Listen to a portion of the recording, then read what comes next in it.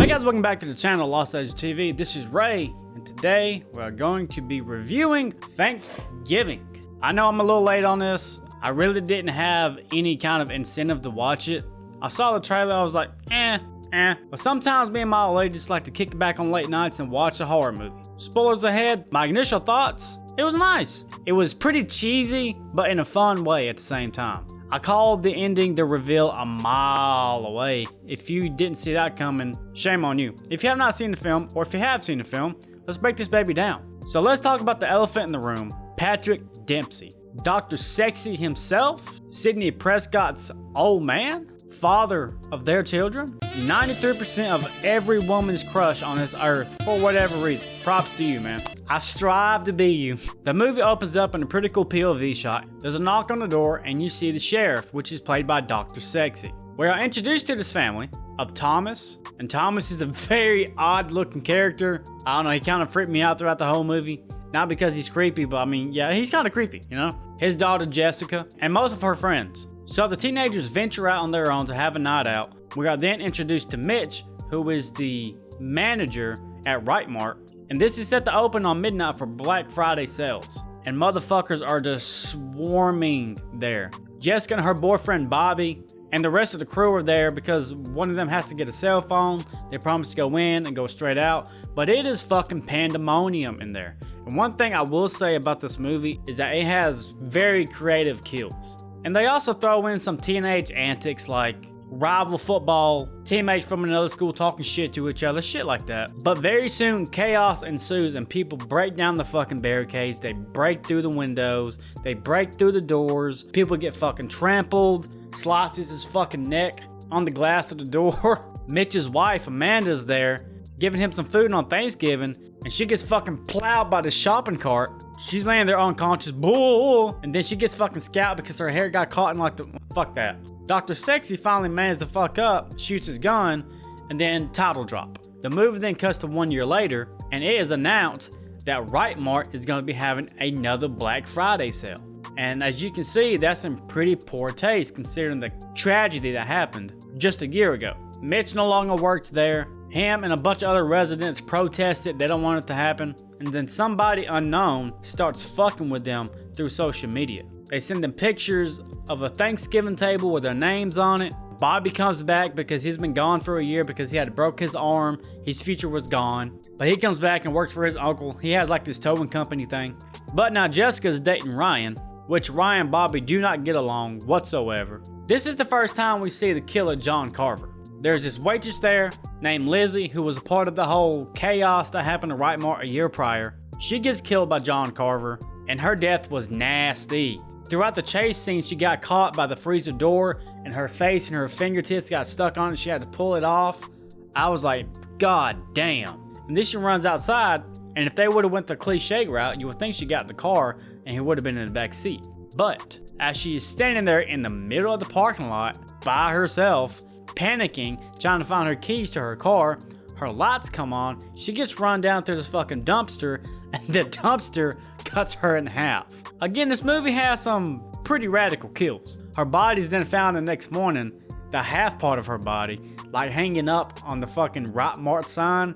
I was like, okay, this is pretty damn cool. Jessica and Bobby start working together to try to figure things out here. They go to the sheriff because Jessica knowingly knows that her father has this footage that the police had been looking for of the riot that had taken place in Right Mart the year prior. So they show him there, and they get really suspicious of her boyfriend, Ryan, because he is seen dabbing up the security guard. I guess he never told anybody, so they are immediately suspicious of him. Obvious red herring. Then it jumps to the school where they have this really neat kill with this one jock and this cheerleader sneak off. She's bouncing on this trampoline that's in the gym for some fucking reason. She just takes her panties off and it's a little striptease and she's jumping and our buddy gets his fucking neck broke, so he's just like this. And John Carver, while she's jumping up, impels her on the way down into boop boop. I was like, dude, that's fucking woo. Their names are Lonnie and Amy. But Jessica, Gabby, and Evan are at the school. The police are outside. Evan and Gabby are abducted by Carver. And Jessica has this pretty neat chase scene with Carver and manages to get away. But they have a pretty intense chase scene because she has to hide in this room I'm guessing for maybe cosmetology, because there's a whole bunch of mannequin heads there with like wigs on. That was a pretty good scene, but she does escape narrowly. The social media games go on, and one of their other friends, Julia, her father says, hey, we're going to Florida, fuck this shit, we're going home, pack your stuff, we're all gone. Understandably so. So the police hold up at their house, Julia's house, but it does no good. Carver kills the deputy sheriff, kills Julia in this pretty radical way, because Jessica and this other character named Scuba, which is another jock, and Scuba is one of my favorite characters in this film. I just love his vibe. I love his heroic act of trying to save Julia. Julia gets killed by a fucking table saw and just gets fucking ripped in half. And Scuba is just sitting there holding her while her fucking guts are out. It was pretty sad, but again, like the practical effects and the kills in this are pretty good.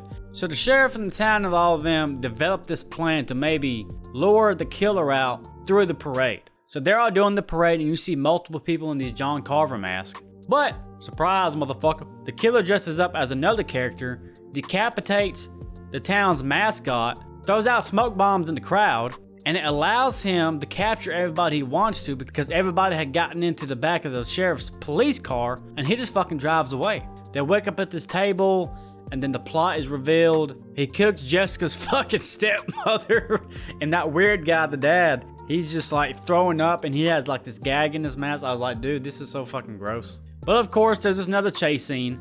Jessica gets free from her chair and she runs out into the town. She has a narrow encounter. She runs into town and she sees the sheriff bloodied up, laying on the ground. She looks over and she sees Bobby entering this warehouse. Now, Bobby is another red herring in this film. Spoiler alert. And I gotta say about this, after the school incident where Jessica had her encounter with Carver the first time, Mark and Bobby get into this fight and they are never seen again until the very end of the film. I mean, they're just like kind of fuck them, like he was really relying heavily on this red herring. The sheriff wakes up, saves Jessica. He abducted Bobby and made him look like John Carver. Spoiler alert, the sheriff, Dr. Sexy, is the killer. Now, the moment I saw Jessica run into town and he was laying on the ground, I knew that he was the killer. There was no doubt in my mind. I knew Bobby was an immediate red herring when I saw him afterwards when he was in that warehouse. And I just didn't see Mark coming back. Like, if Mark came back and he was the killer, you know, never trust a love interest kind of thing, it would have been so underwhelming. But I must give props to Patrick Dempsey because when he plays his character after he gets caught and he's chasing after him, it's pretty entertaining. It's not phenomenal, it's not top notch, but for this movie, kind of kicks it into overdrive a little bit. I really enjoyed his performance. He's chasing after them with the axe. They hop in this pickup truck and try to get away, but the pickup truck has this cable on it. Dr. Sexy ties it to a support beam so they can't go anywhere, and Jessica uses this musket, which is a good tie-in of an earlier dialogue that you find out that she practiced evidently heavily as a kid, which is kind of cliche in my opinion. I thought they just threw that in there to make it a justifiable kill here. But they shoot this giant ass fucking turkey that had all this flammable gas in it, and everything goes up in flames, and they ride out into the sunset in the truck. But the movie doesn't end there, surprisingly. The authorities say that they cannot find Dr. Sexy's remains, that they think that he was just incinerated, which they're just leaving room for a sequel, obviously. The ending of the movie is Jessica having these nightmares, and like Dr. Sexy is in flames attacking her in the closet and shit like that. A very creative ending. I thought it was a different approach because they could have just followed the template and ended it at the climax where they couldn't find the body, but they went just a little step further, which I really liked it. So yes, I really did enjoy this. I thought it was kind of cheesy, but again, in a fun way. It's probably a movie I'm not going to want to watch again. Again, I thought Patrick Dempsey was great. I thought Nell, when she played Jessica, I thought she was pretty good. The supporting cast wasn't bad, but throughout all the characters, the only ones I really gave a fuck about was the final girl, obviously Jessica, the sheriff, Dr. Sexy, which turned out to be the killer, and Scuba. I really feel like all the rest of them were just kind of like disposable. It's not bad for an Eli Roth film. Again, Eli Roth, he has done Cabin Fever, he's done some Hostel movies, Death Wish and such. If I had to rate this, I'm going to give it a 6 out of 10. I did enjoy this, particularly for the kills. I saw the reveal coming a mile away. I knew her ex-boyfriend Bobby was a red herring from the jump. I didn't see Ryan coming back. I really didn't give a fuck about any of her friends. The story alone, I guess I should probably mention this, the reason that the sheriff is killing everybody now is because that he lost Amanda, the woman he was having an affair with, who was also pregnant with his child. That's right, ladies and gentlemen, Dr. Sexy's banging them all out once again. So yeah, I'm gonna give this a 6 out of 10, maybe 6.5 out of 10, but I can't give it any higher than that. That's just kills alone. The story's eh. But that's gonna wrap this video up. If you guys have seen this and there's something I'm missing, or if you like it way better than I do and you think you can change my mind, drop it down in the comments below. If you have not seen this movie, I will advise you, sure, go watch the movie. I feel like you will enjoy the movie. It's just not a movie you're gonna watch time and time and time again. It's a solid watch one time. So thank you guys so much for taking part of your day to kick it with me. I love you all. Until next time, adios.